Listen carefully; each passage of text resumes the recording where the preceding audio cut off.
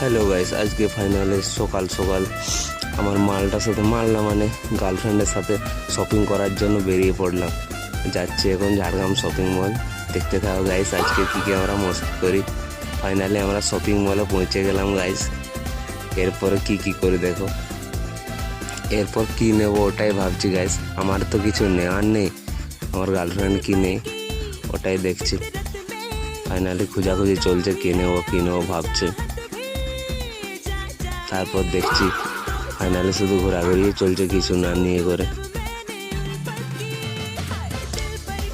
এই ফাইনালি একটা টেডি পছন্দ লেগেছে, ফাইনালি এই টেডিটা নিয়ে নিলাম আমরা। তারপর আরো ঘোরাঘুরি চলছে গাইস। এরপরে কিনে দেখছে। ফাইনালি তিনটে পামোশা পছন্দ লেগে গেছে গাইস, ওটাও নিয়ে নিলাম আমরা। তারপরে ঘোরাঘুরি চলছে। हम तो लड़के लोग हैं, हमारा क्या, हमारा घूमना ही काम है। उसके बाद हम सीढ़ी से नीचे चला गया।